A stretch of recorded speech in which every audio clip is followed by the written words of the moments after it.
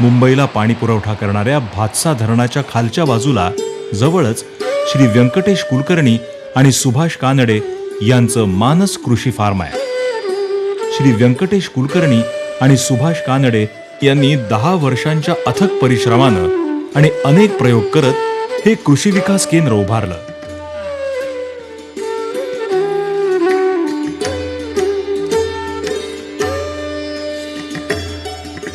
गाय, अग्निहोत्र आणि जैविक खतं यांच्या सहाय्यानं होमा जैविक शेती पद्धतीचा अवलंब करून यशस्वी उत्पादन केलं आणि प्राचीन शेतीशास्त्र हे आरोग्यासाठी उत्तम आणि फायद्याचंच आहे हे सिद्ध करून दाखवलं.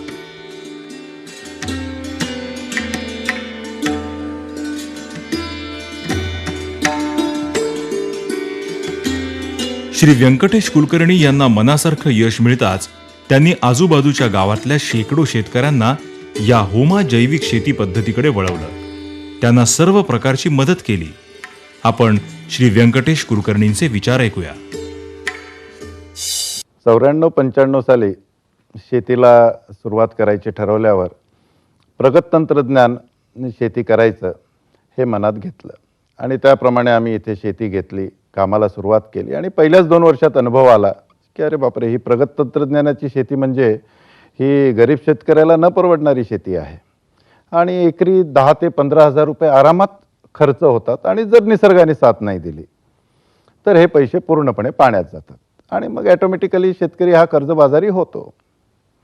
मग पूर्वीचे आपले जे ऋषीमुनी वगैरे होते ते कशा प्रकारची शेती करायची, ज्या वेळेला आपले पूर्वज ज्यांनी शेती केलेली आहे, ज्या वेळेला आपण म्हणायचो की सोनं पिकतं आपल्या शेतामध्ये, अशा वेळेला त्यांची शेतीची पद्धत काय होती, त्यावेळेला काही केमिकल कंपन्या वगैरे नव्हत्या.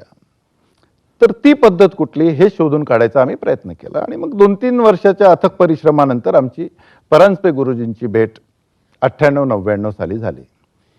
त्यावेळेला त्यांच्याशी विचारविनिमय केल्यावर सर्वात महत्त्वाचं लक्षात आलं की देशी गाय ही शेतीला फार महत्त्वाची आहे आणि म्हणूनच गायीला देवाचा दर्जा दिलेला आहे, गायीची पूजा करायचं दिलेलं, तर गायीमध्ये काहीतरी वैशिष्ट्य देवाने करून पाठवलेलं आहे म्हणून आपण गायीला देवाचा दर्जा दिलेला आहे.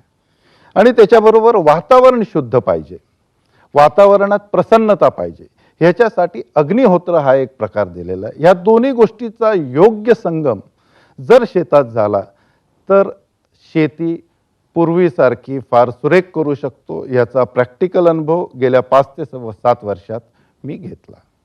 उत्पन्नाच्या बाबतीत विचार केला तर या फिल्ममध्ये तुम्ही जे तंत्रज्ञान बघितलं हे आपल्या पूर्वजांनी तयार केलेलं शेतीसाठीचं अत्यंत सुरेख असं तंत्रज्ञान आहे. ह्याच्याहून प्रगत तंत्रज्ञान असेल असं मला वाटत नाही. ह्याच्या गेल्या 5000 वर्षात नव्हतं आणि ह्याच्या पुढच्या 5000 वर्षात एवढं प्रगत आणि शेतकऱ्यांना परवडेल असं तंत्रज्ञान असू शकत नाही, कारण की ह्याच्यावर खर्च नाही आहे. उगाच उद्या निसर्गाने साथ दिली नाही तर शेतकरी कर्जबाजार होणार नाही, अशा प्रकारचं हे तंत्रज्ञान आहे. आणि उत्पन्नाचा विचार केला तर माझ्याकडे आज 6 ते 7 वर्षाची काजूची झाडं आहेत.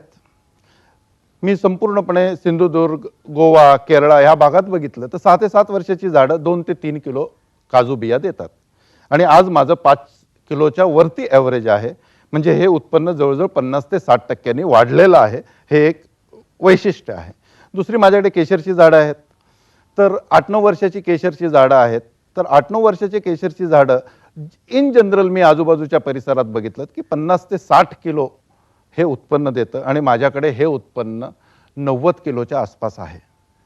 तर हे उत्पन्न फारच सुरेख आहे आणि हे उत्पन्न आणि हे टेक्नॉलॉजी जर असेल तर शेतकऱ्याला मागे बघायची गरज लागणार नाही असं एकूण आहे. दुसरं तेल, सुवासिक तेलाचं एक पचोली नावाचं आहे आणि एक वाळा, ह्या दोन्ही गोष्टी मी लावलेल्या आहेत.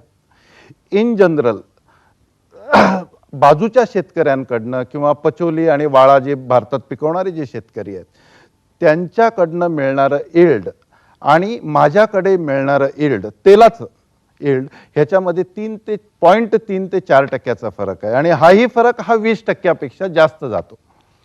त्यामुळे हे तंत्रज्ञान अत्यंत सुरेख असं तंत्रज्ञान आहे आणि ह्यानेच शेती केली पाहिजे असा माझा ठाम विश्वास आहे.